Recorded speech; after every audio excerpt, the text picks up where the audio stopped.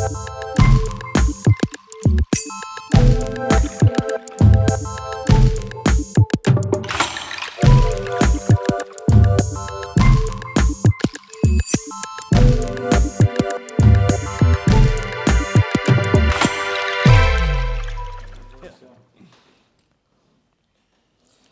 afternoon, everyone, and welcome to the 13th episode of our dynamic series, Resilience Talks. I'm your host, Sebastian Slavitescu, and today we're joined by two distinguished guests who play a pivotal role in shaping Romanian and German relations from two different perspectives. It is my honor to introduce you today His Excellency Dr. Pierre Gebauer, the German ambassador to Romania. His breadth of diplomatic expertise, particularly in Euro-Atlantic security, promised to lend a rich depth to our dialogue. Thank you for accepting our invitation, Ambassador. Thank you. Also joining us today is Mr. Bacanu, Cristian, a member of the Romanian Parliament and chairman of the Parliamentary Friendship Group with the Federal Republic of Germany. Thank you for accepting our invitation today. His fervor for strengthening Romanian-German ties brings a unique, informed perspective to our discussions today.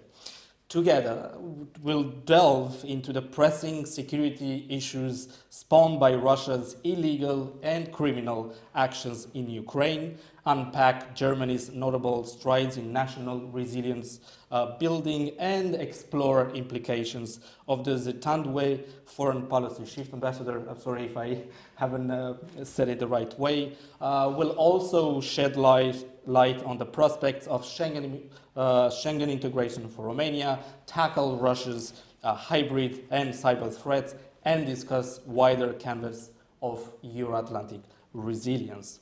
The challenges we all face today are multifaceted and intertwined, affecting the very fabric of our societies. Engaging in dialogues like this one is crucial as we collectively navigate these complexities. So let's embark on this enlightening journey of understanding. Again, Ambassador Mr. Cristian, thank you for accepting our invitation today. While I was doing the research for this conversation, I couldn't not notice that in the past 2 years, let's say, there's been a lot of back and forth between Berlin and Bucharest and vice versa. If in 2022 we had President's visit in Romania, which was followed closely by the Chancellor's visit, Mr. Scholz, and 2 weeks ago in April, again another visit by the President of Germany in Romania. Considering these significant high-level interactions between Romania and Germany over the past year, could you elaborate as much as you can on key outcomes of these meetings and how have they shaped the current trajectory of Romanian-German relations, especially in these complicated times?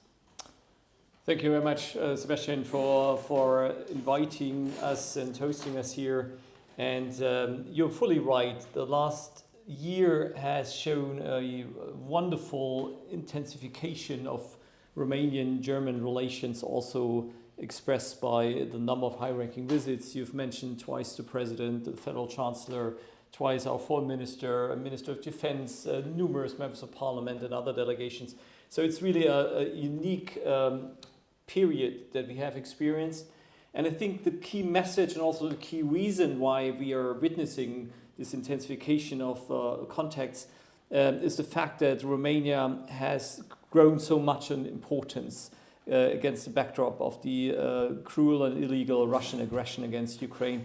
Romania, located as a neighboring country, I think it's the EU country with the longest land border with Ukraine, is geographically in a unique and a very responsible position.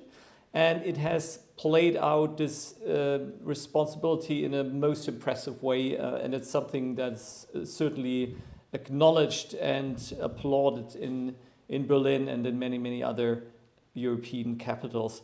Romania being key when it came to hosting the first waves of refugees, and I think there are still more than 100,000 Ukrainian refugees that take shelter here in Romania.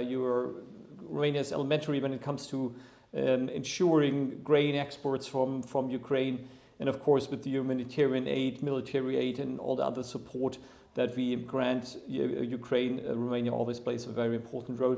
And this role is always played in a very constructive way, never blocking, never putting forward your national ego, but always aiming for finding a solution suitable for all of us. And I think this is a role and a behavior that is greatly appreciated.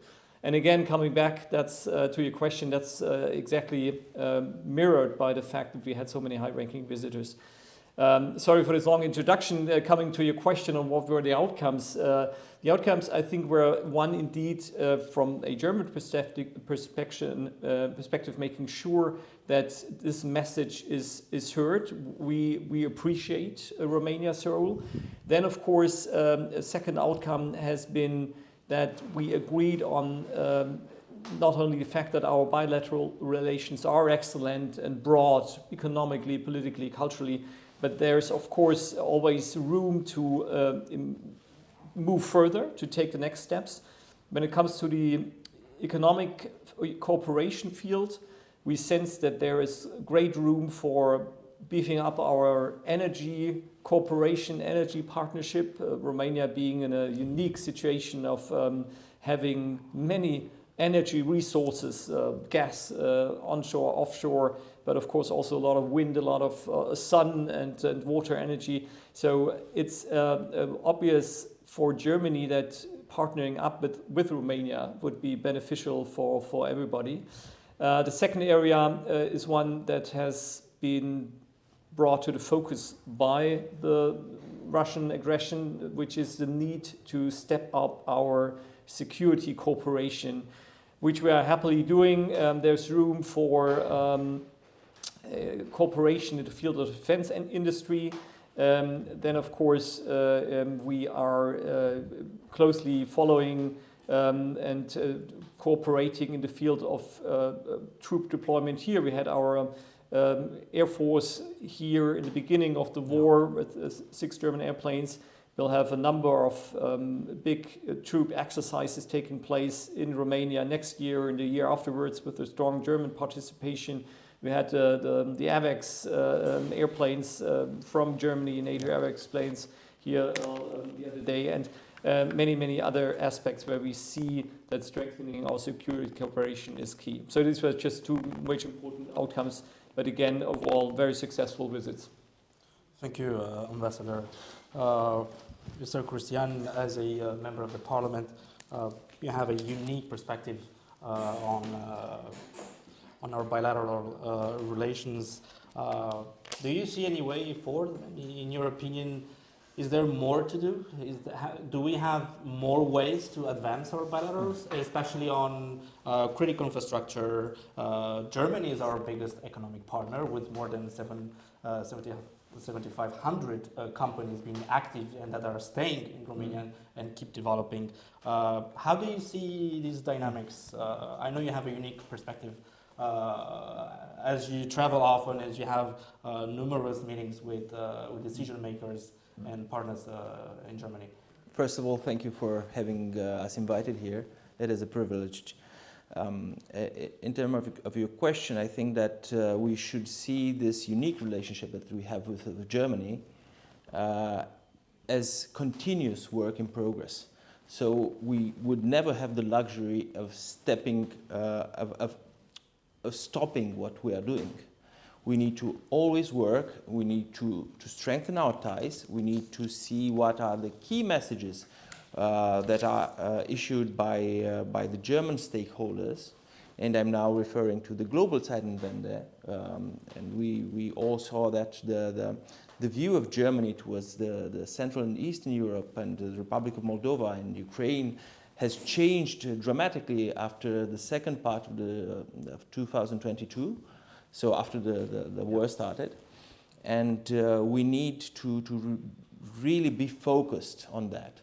And now I'm speaking as a Romanian citizen, first of all. it is our job as politicians, and all the citizens should be interested in that, to see what the opportunities are, to identify them, and then to create bridges in order to work together with our German partners and to create win-win situations. You mentioned some key areas such as energy or critical infrastructure, but there's so much more than that. Just think about the potential of producing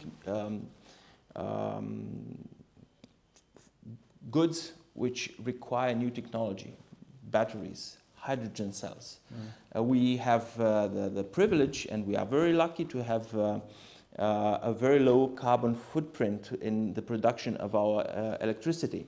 Just yesterday, 2 days ago, I was checking together with some German friends from the Bundestag how the structure of the production of energy looks like in Romania, real time. So at that moment, the production of electricity from hydro was of 51%. And then we had nuclear, which at that moment was of about 11%, but we can take it to more than 20% with our current capacities. And then we have solar. Solar was of about 10%, and wind was about 11%. So here we produce very little CO2 when it comes to the production of electricity. So that is highly appreciated in the European Union. And we can produce hydrogen, for example, here without polluting that much. Secondly, we produce a lot of things when it comes to pieces that are required for the German automotive industry. We produce gearboxes, for example, tires. But technologies are improving constantly. Now we see that we have more electric cars being produced, and we have a timetable which is fixed regarding the introduction of only electric cars, and we need to adapt our economy for that. And then we have, going back to the global Zeitenwende, we have the perspective towards Ukraine and the Republic of Moldova. We know for a fact that the road of the Republic of Moldova is the road that takes the country towards the European integration. So we need to be prepared to set up all the needed steps towards that integration, and we need to be focused on our part of Moldova, Iași, Botoșani, Vaslui, Galați, and to work together with our German partners, but later on that, to improve the part of Romania. So there's a lot to be done, and we need to constantly explore the opportunities that we have together with the German friends. You mentioned EU integration for Moldova, which brings me to my second question for the ambassadors. Reflecting on Chancellor Olaf Scholz's speech in Prague last year in 2022, in which he discussed some form of geopolitical European Union and potential reforms to the veto rights, unanimity, treaties pertaining to expansion. How do you envision the future of EU expansion, EU enlargement, particularly with respect to Moldova, Ukraine? We know that Berlin in the past, especially in the past months, but even years, has been pushing for rapid integration within the European Union. And what are Germany's strategies to address, this is the second question, the complex issue of treaty reform and veto rights? Romania just announced 2 weeks ago, if I'm not wrong, that joined the original 9 members the European Union, which Germany, I believe, it's part of it, in this endeavor to strike out the veto, the unanimity rule for security and foreign policy, and Romania supports it. How do you see this Pandora's box? There's a lot of chats at this moment. You raised two aspects that are closely interlinked: enlargement and functional ability, and the ability to continue to make decisions. Germany has been a strong supporter of enlargement for a long time when it comes to the Western Balkans, but of course also when it comes to the Eastern Partnership countries, Ukraine and Moldova, Republic of Moldova, that are now candidates, and of course also acknowledging the perspective for Georgia. It's important not to leave any voids for Europe. If we want to be strong, we need to be united, and that's why enlargement is a key interest. When it comes to the Western Balkans, there's a long-standing promise, so it's overdue to deliver. There have been a number of difficulties in getting there, and there's still a way to go, obviously, but we fully support and we are in sync with the Romanian government on this, the enlargement in the Western Balkans. And now, of course, Ukraine and the Republic of Moldova, they deserve our full support on their way to become members as well. They're candidates, and it's an important, it has been an important decision of the European Council for last summer to acknowledge their status. So this is where we are, but it's obvious if you have an EU not of 27 members, but of 30, 33, 36 members, it becomes even more difficult to come up to decisions if you need everywhere anonymity, if you have the possibility for one country vetoing any decision. Romania has experienced the pain of a veto when it comes to Schengen, and there are many other examples of vetoes of individual countries that were not helpful for moving things ahead. And that's why we, of course, put a great focus on trying to adapt our ways of making decisions. Now, when it comes to that, trying to cut back veto possibilities is an obvious approach, an obvious choice.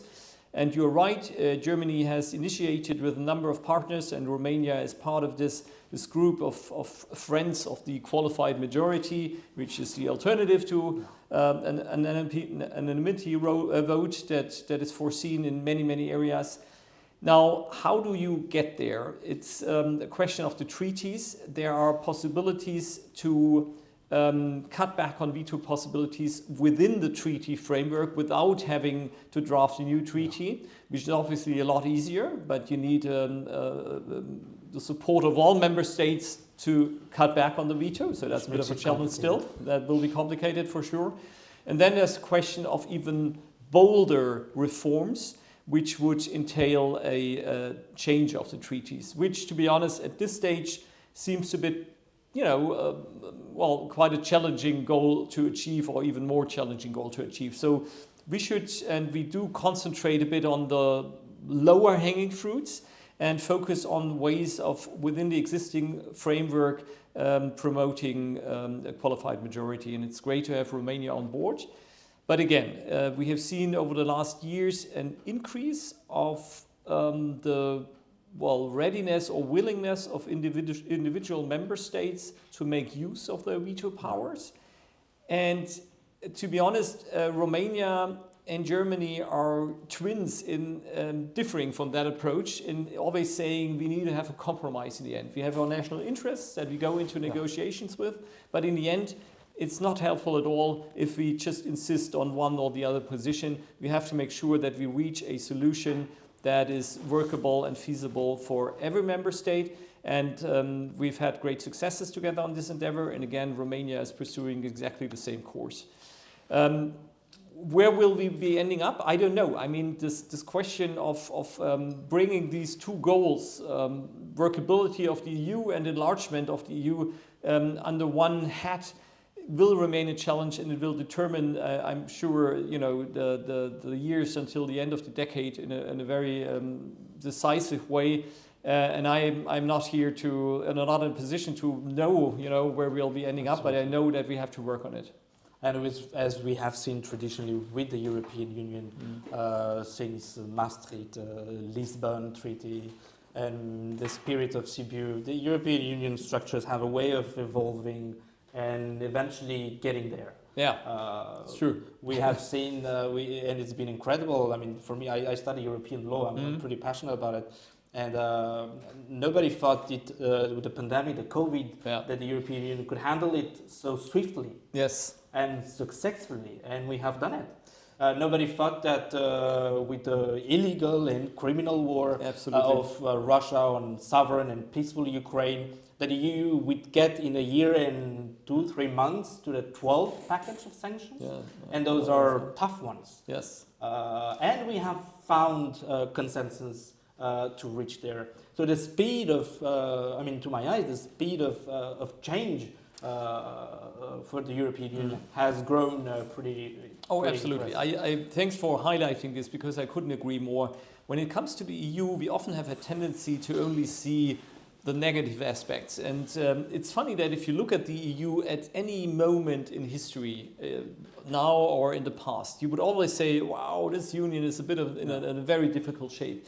If you sort of stand back a bit and if you look at it from bird's eye perspective and say, last 10, 20, 30 years, it's a tremendous success story. Absolutely. You're right when it comes to the answer to the pandemic, when it comes to answering on the Russian aggression against Ukraine. I think we can really tap ourselves on the shoulder and say, well done. And it's not meant that we can, lay back and relax, but it's something we can be proud of. Yeah. Mr.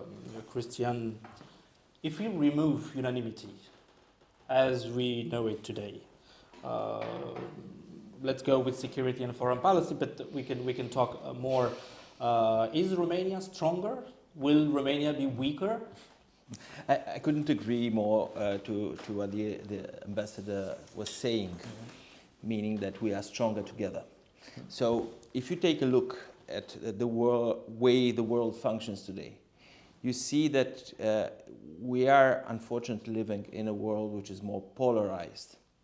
In a world where we have countries that have a different way of living than ours.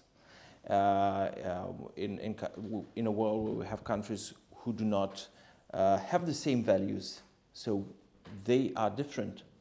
Of course, we believe in the diversity, everybody should be accepted, but we need to have the power to preserve our values and our ways of living. Because the European Union is, first of all, a union of values, of democracies, of countries where the rule of law is respected and encouraged, and it is a basis for everything that is happening.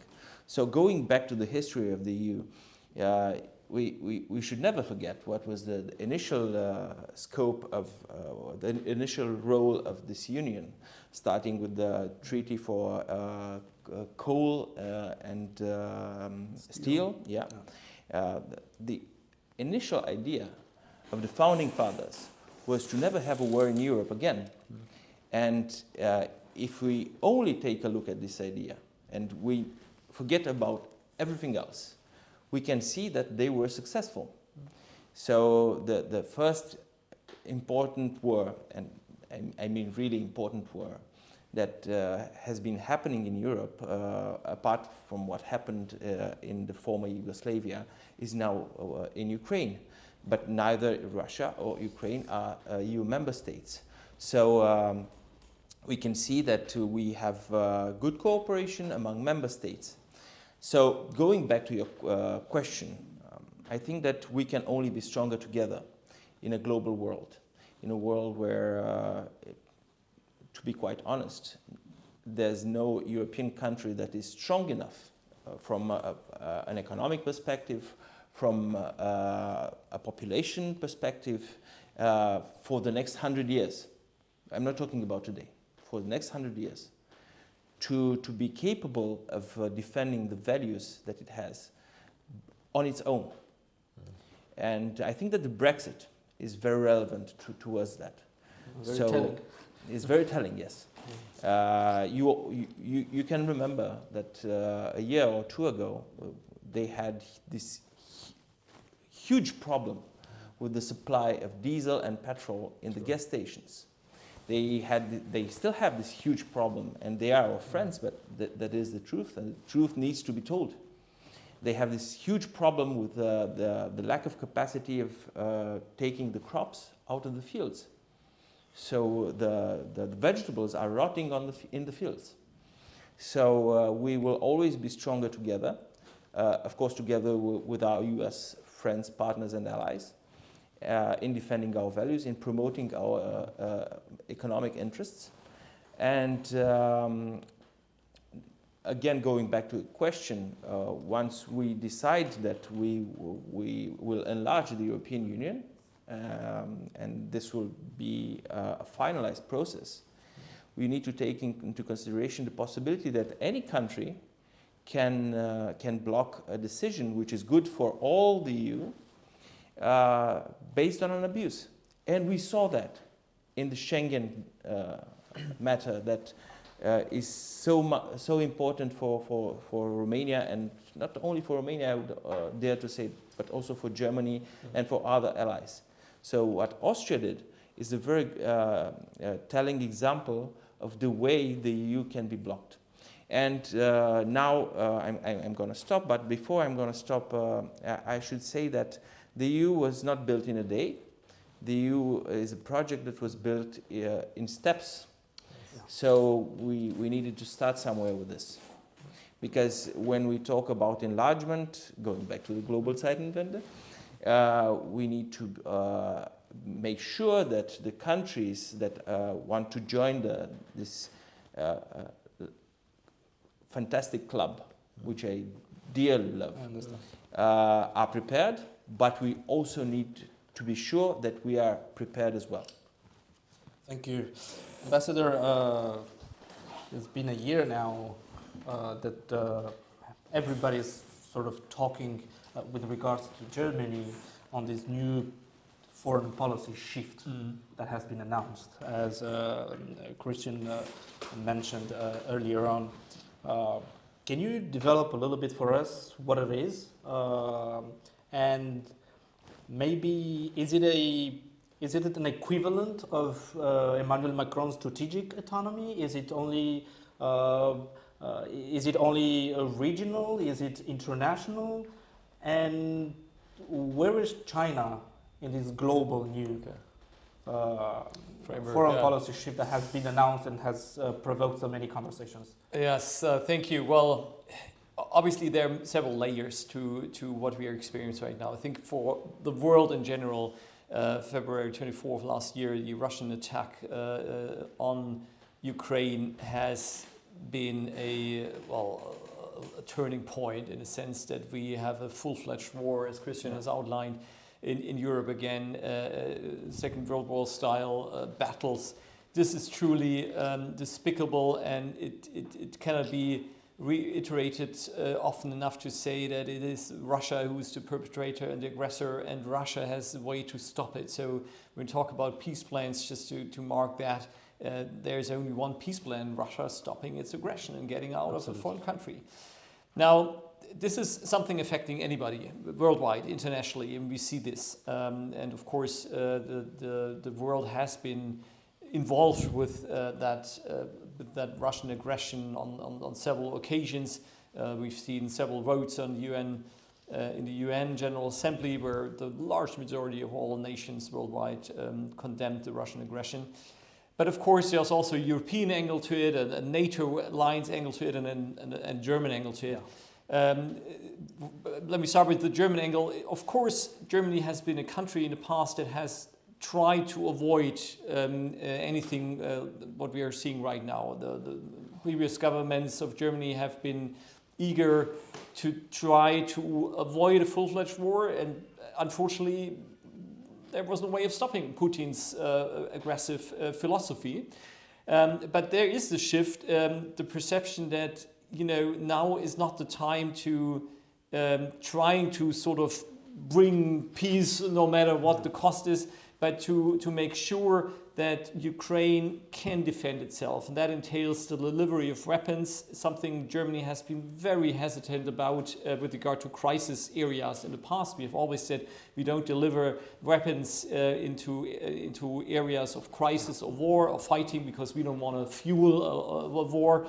But in this case, obviously, it's not a fight between two countries that somehow didn't manage to organize themselves in a peaceful way. It's one country questioning the mere existence of another country, and that's why it is legally and morally the only right thing to do to make sure that this country is able to defend itself. And that's why we've seen a shift in delivery of weapons.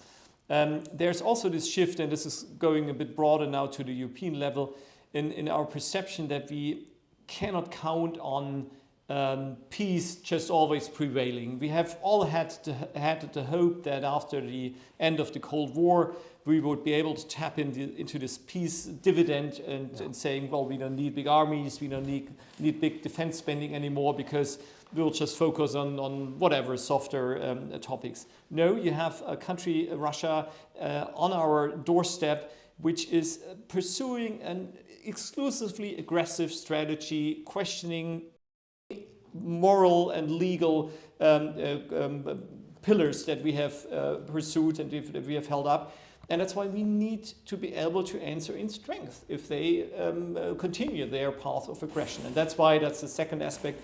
We need to beef up our security capacities in Germany, in Europe, and we also need to make sure that when it comes to European security, we cannot rely exclusively on our American friends. We will continue to rely on them. They're a very crucial partner for Germany, for Romania's, for Europe's security. But we have to make sure, and it's something that our American friends have always asked us to do, that we are contributing to a large part to that European security. And that's what that entails, so to speak, the second aspect of this Zeitenwende, of this shift. And of course, NATO has to adapt as well. We are in the run-up to the Vilnius summit in summer, where a lot of important strategic decisions will be taken in terms of our regional planning, in terms of deterrence and defense, and in terms of our defense investment pledges, meaning how much money we spend on defense. And so we see this shift, this Zeitenwende, in many, many areas. Absolutely. China, just a quick word on that, obviously has become a very important issue. We have tended to see China merely as an economic partner of Europe in the past, and the last years have shown us the great importance to also put more emphasis and more focus on the risks.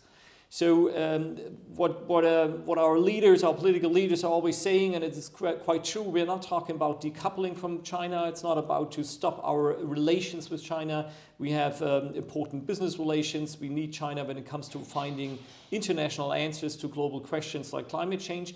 But we should not and must not be blind to the risks that are going along with that cooperation. And that's why we have to make sure that our supply chains are not exclusively linked to China, that we get our resources from many partners, not exclusively from one partner. And we have to make sure that our voice is heard also in East Asia. There cannot and must not be wars or aggressive ways of changing the map. And that's a message I think we need to reiterate. So this is how we'll approach our China policy in the future. Thank you, Mr. Cristian. Considering what's happening in the past since February 24, because February 24 has changed really everything. We're in the midst of readjustment, rearrangements, not only the international liberal order, but also all known security arrangements that we have known so far. We had President Xi Jinping going to Moscow. We had Japan's Prime Minister Kishida going to Kiev. Is China siding with Russia? Can we go on considering that as NATO's new strategic concept, call it a competitor? Should we be worried about China? First of all, China and the Russian Federation are strategic partners, and we should never forget that. Secondly, I think that China is doing business, and we should take a look at who's winning out of this war. And it's very clear that once Europe decided, and it did so very right, not to import energy from the Russian Federation, and I must congratulate Germany for its resolve on this and for the quick way of adapting to this new reality. We should all know that this was a huge effort for the German citizens. This wasn't easy. people tend to forget this. It was very difficult. Going back to China, China has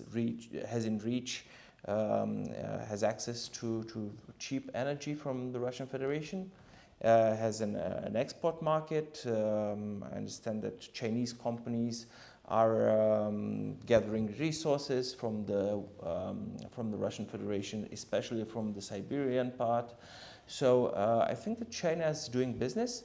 It's another opportunity for China to prove that it is a major actor, a global actor. So that's why it is so important that the EU is an actor by itself. Yeah. Because China is huge, has a huge economy, has a huge population. So that's why I was saying earlier that there's no European country that can stand up by itself to a country that large on the long run in the next 100 years or 50 years. And we should always think on the long run, because China is always thinking on the long run. And China is also exploring possibilities to change the map in Asia. China is closely studying what is happening in the Ukraine, on the battlefield in Ukraine. So it is learning its lessons, it's doing its homework. So we need to watch the risks and to also prepare. There was this old saying, to prepare for war, not to have it, to have peace. Yeah, so if you want peace, prepare for war. Yeah. So we need to be prepared from an economic point of view, because we are not talking about a real war. That's my guess. But we need to be prepared for economic war. We need to be prepared for a diplomatic war. And we saw what was happening in the deal that was brokered by China between Saudi Arabia and Iran. So we need to be prepared for all that, and we need to be aware of what is happening in the world. One thing, it's obvious China cannot be ignored. That's a sure thing. No, that would be a huge mistake. Yeah, Ambassador, after the World War II, Germany developed the Ostpolitik doctrine, in part to protect Germans in the GDR under Soviet rule. This policy was rooted in the hope that the USSR and subsequently Russia could be diplomatically encouraged to align more and closely with European spirit, fundamental values of human rights as outlined in the Helsinki Accords. How do you believe this traditional Ostpolitik doctrine has been affected by the unjustified and criminal and brutal invasion of Ukraine? And was it a good idea? The Ostpolitik? Well, if you look back in history, we all managed together to end the Cold War successfully, and I think it's also we have to pay credit to the courageous women and men here in Romania who sacrificed a lot, some losing their lives for bringing down communism. If you ask historians on what did the trick, I think in the end, it's probably a mixture of several attempts.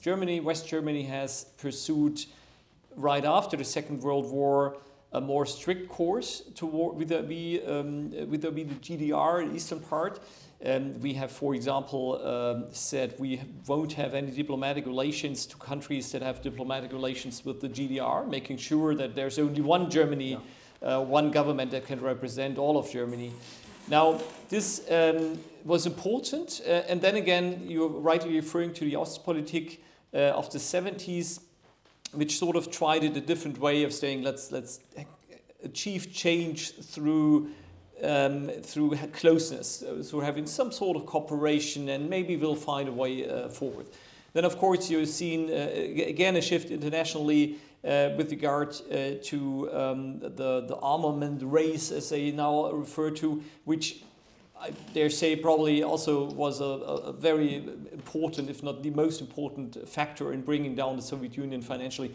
So in the end, I think it was a mixture of elements that enabled us to make sure that Europe is now united in this time, and we've achieved a lot. I'm not a historian to say, you know, it was a mistake here or there. I think in the end, every policy approach did its part. Now, coming back to what does this mean for today, I think what we have witnessed, and we touched upon it earlier in our discussion, is that it's not working to appease Russia through trade, through economic cooperation. It has not worked because there seems to be this imperialistic drive to broaden your territory, which, to be honest, is quite awkward if you look at the size of Russia. Was it always there from the Russian side? Yeah. I'm sure there's a long-standing tradition, and I mean, no country is just unique in terms of mindset. There are people of all mindsets, but it seems to be a widespread perception that you need to achieve imperialistic greatness, and it's something I really have difficulties to understand in many aspects. Russia could have been a successful country of gaining money through selling its natural resources, developing, becoming attractive for all the neighboring countries that also have sort of cultural links to Moscow. They completely fumbled and failed on that. And it will go down in history as the biggest blunder and failure, for a long time to give up all the possibilities for the belief that you need territory.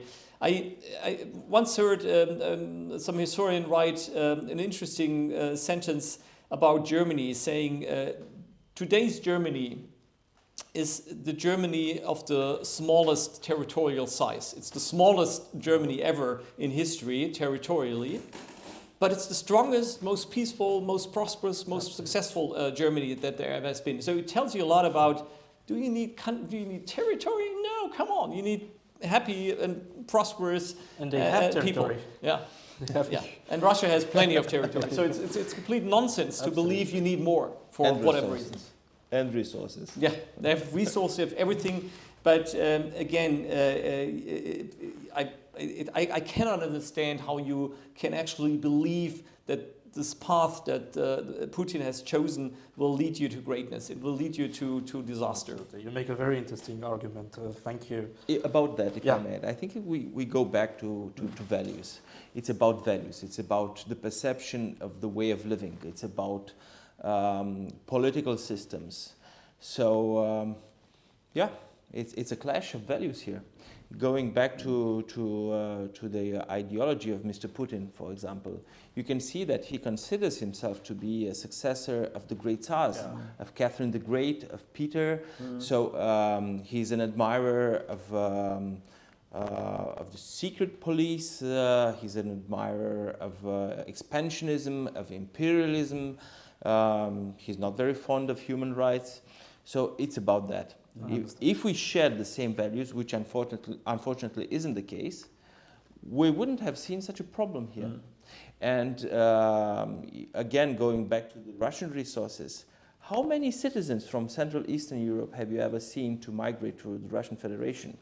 So they have this huge potential in resources, starting with wood and finishing with rare minerals or rare earths, and coal and gas and petrol. And in spite of all that, they have these huge yachts, which are costs in the hundreds of millions of euros. And again, in spite of all that, nobody wants to migrate to the Russian Federation. But we see a lot of Russian citizens trying to go to Western Europe, which isn't as rich when it comes to resources. So instead of investing in research, technology, in protection of, in social welfare, in the protection of human rights, they invested in yachts. That's the reality, and it's very blunt. Thank you. Coming back a little bit to resilience, Euro-Atlantic resilience, our main focus. Germany has a national strategy in terms of resilience, national resilience that integrates further down the road into the Euro-Atlantic resilience in terms of, such as defined by NATO, whether we talk about disinformation campaign, whether we talk about hybrid actions. And let's not forget that Russia has started this war a long time ago, not on the 24th of February, not even in 2014. A hybrid war has been on the happening for even longer than that. Whether we talk about critical infrastructure and all of these pillars of the resilience, and this national resilience building effort that Germany has been undergoing for many years now, which had situated Germany in a position where a lot of even us, a lot of our allies and partners are looking up to Germany and trying to learn from there. Is it in terms of democratic resilience, for example, what makes Germany so strong? What makes Germany an envy? Let's say, is it the social contract that is this the public trust? What situates Germany? What makes it such a success story? When it comes to resilience, I think we are in the midst ourselves of adapting. I've all realized that there are risks that we had not foreseen. The pandemic taught us that being too optimistic about worldwide supply chains can backfire, and that's why we have now started to, in Europe in general, to sort of beef up our own capacities to be able, for example, in a pandemic, to react more efficiently and have the available tools and products in place. And the same is true when it comes to energy resilience. We've just sort of worked ourselves out of semi-dependency from Russian fossil fuels, and it worked out quite well. It worked out quite well because it was a joint effort of the government and the society. The society starting to save energy much more than we had hoped for when the Russian gas did not come anymore and was cut off. The population taking a great effort to shift towards renewable energies, and the government, of course, making sure that there's new infrastructure in place that enables us to become energy resilient. One element there again is the fact that we are part of a European energy market in that sense as well. So we have greatly benefited, as have our neighbors, from one another's energy mixed. And if one country has more energy production and electricity production due to, I don't know, better weather conditions for the renewables or other aspects, then this country is helping out the neighbors and the other way around. So this has been a success because of a joint effort. Again, we are not at the point where we say we are resilient against whatever comes. No, it's a constant process. Will we ever be? But there's a lot of homework we're right now doing. We're in the final stage of drafting and then publishing our national security strategy, first time strategy, which has a lot of angles of resilience to it. And when it comes to critical infrastructure, again, we are in a process of determining the risks, what is vulnerable, because we realize more and more that there are many vulnerabilities when it comes to cyber attacks, but also physical attacks, and we try to make sure that we are better prepared. But again, it's a process. Thanks for saying that we are the envy of others. I feel that we have a long way to go ourselves, and it's always a joint effort. And again, resilience cannot be achieved nationally. You have to achieve it European-wise. It's a European resilience that we can achieve. And that's why partners like Romania are for us so important, because we know, we're singing from the same sheet here. And if the capacity is here in Romania, we feel safe. If it's somewhere out of Europe, that's a different story. Thank you. Mr. Cristian, you have been back and forth in Germany a lot, let's put it that way. In your perspective, from your seat, what do you think we could do as Romanian society, citizen, institution, decision makers, and all the stakeholders together could do more to strengthen our democratic resilience? We have seen not only since the beginning of the war, the illegal and criminal war in Ukraine, but even before with the pandemic, that we have had a lot of challenges, whether we talk about disinformation, internal disinformation, because a lot of it is happening from inside, and so on and so forth. Well, in your perspective, how do we move forward? How do we do better? Such a complex question. First of all, we need to do better when it comes to economy, and I would like to approach this perspective based on my experience with the with the traveling I've done to Germany.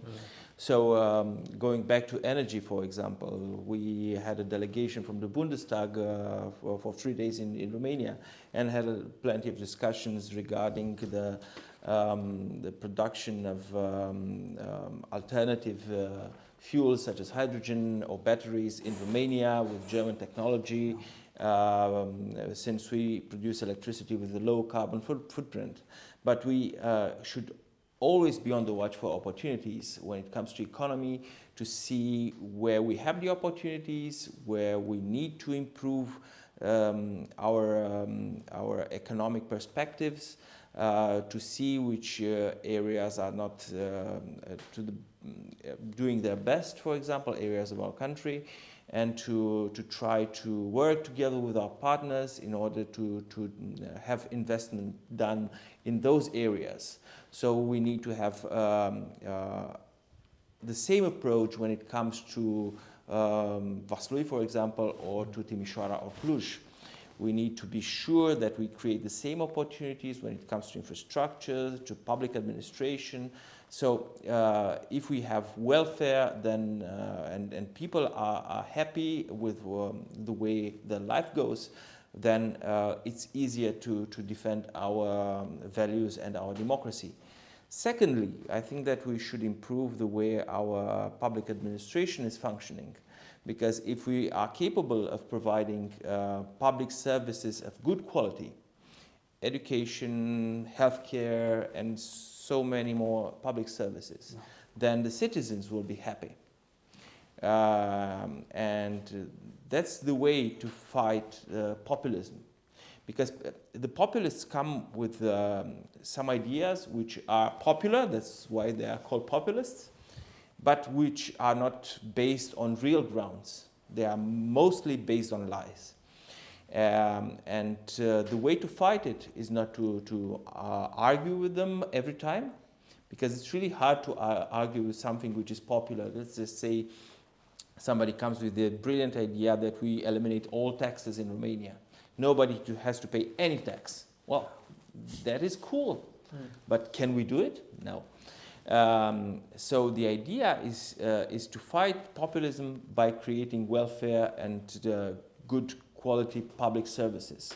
So that's how we work on it. It will be a struggle for the next decades, especially since we are involved in this hybrid warfare.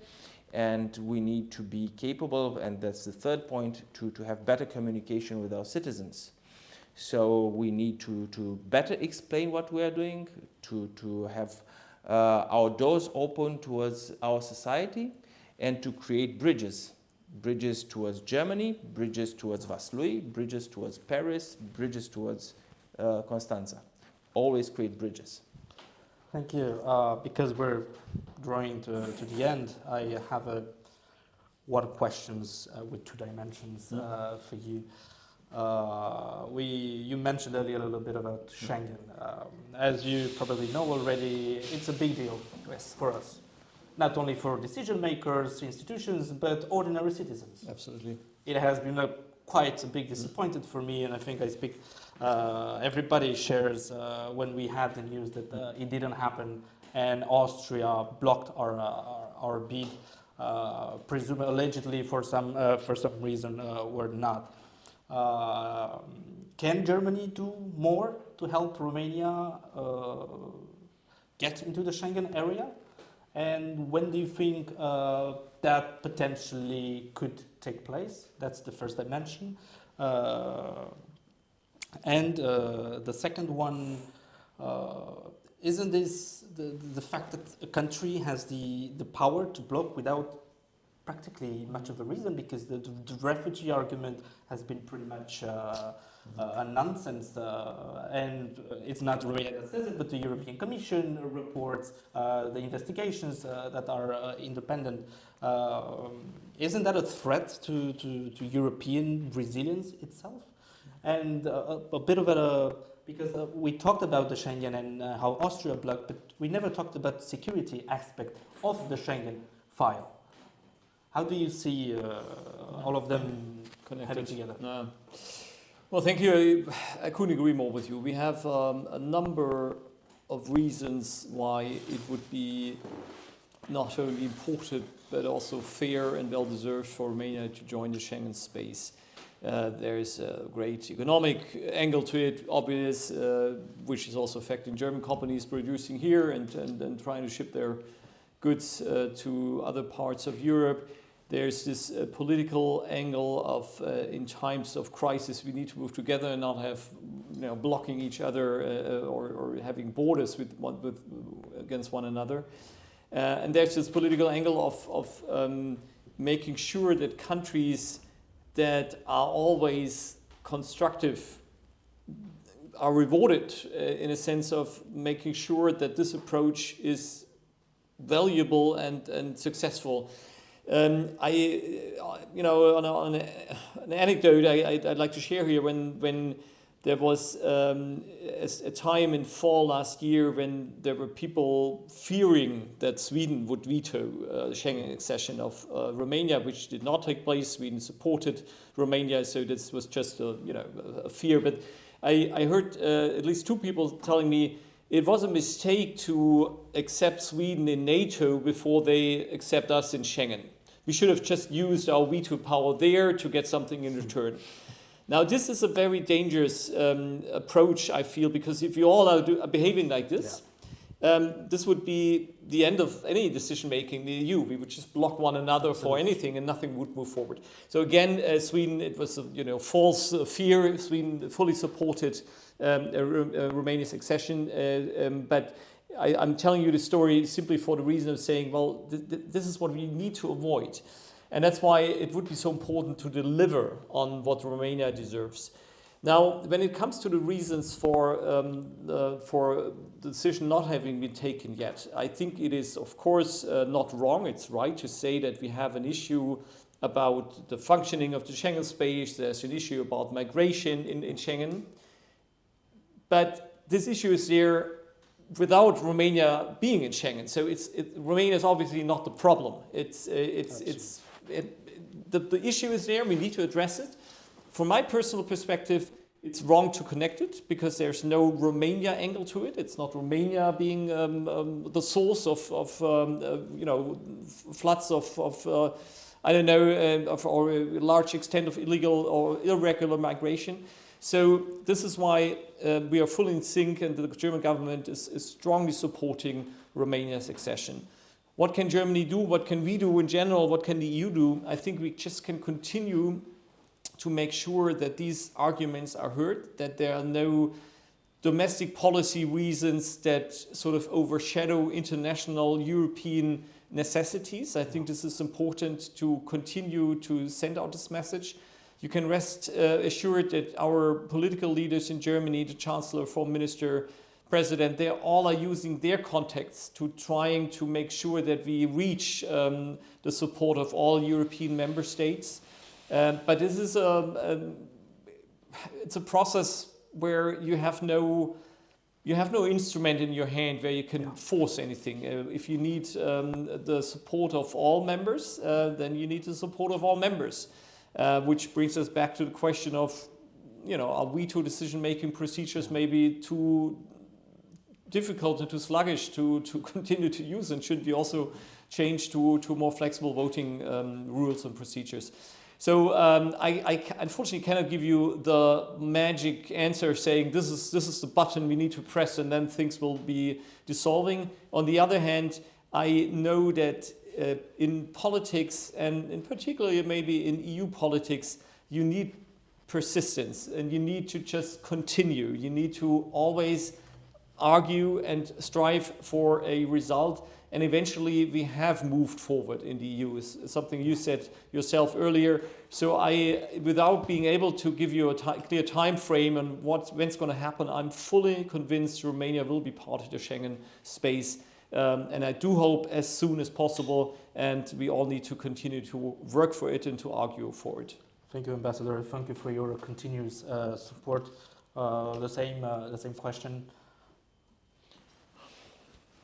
It's very hard for me to address this question without being a bit temperamental. I'm a Romanian citizen, first of all. And I know that the veto of Austria was unfair towards our fellow citizens. It was unfair towards the business, the companies that strive to produce things in Romania and to export to the western part of Europe. It is unfair towards the agriculture, the people who are working in the farming sector. So what Austria has been doing for the last year, not even a year, half a year, has no grounds, first of all. They accepted Croatia, our Croatian friends, and they immediately spoke about the impossibility to enlarge the Schengen area, but they were accepting the Croatian friends at the same time. So while we have no problem with the migration in Romania, there's no reason to block Romania, aside from the internal political issues that the Austrians have, and not only those from my perspective. But we need to strive, we need to be consistent, we need to think European, and we need to stand together with our partners. And we in Bucharest, we always thank our partners from Germany for standing up to us, for helping us, for supporting our Schengen file, which is a very important foreign affairs file for Romania. And now to be a bit more out of the abstract part. Unfortunately, it is my belief that if we don't go into the Schengen area this year, it will be very hard to achieve this the next year, because we will have elections all across the EU. So if it doesn't happen under the Spanish presidency of the European Council, then we will have a huge issue, because it will, I'm not saying it is impossible, but it will be very difficult to achieve it in 2024, so we need to take a look towards 2025. And this is very much destabilizing our political establishment, going back to resilience, going back to democracy. And again, it is unfair what the Austrians are doing, because people look towards the political establishment and say, look, we feel like we are not treated in the right way, in the best of ways. And we in Romania have done everything within our powers to fulfill our obligations and to help our Ukrainian neighbors. So why is this happening? And it's a very difficult of an answer to give to the Romanian citizen and voter. Thank you. And on that note, we end our program here today. Your Excellency, Dr. Pierre Gebauer, thank you for accepting our invitation, and I hope to see you, why not, soon. Mr. Bacanu, Cristian, Tudor, again, thank you for accepting our invitation to freely exchange ideas and share your insights with us. To everyone watching us right now or later on, thank you. We will be seeing you with our next episode. Have a wonderful evening. Thank you. Thank you. Thank you.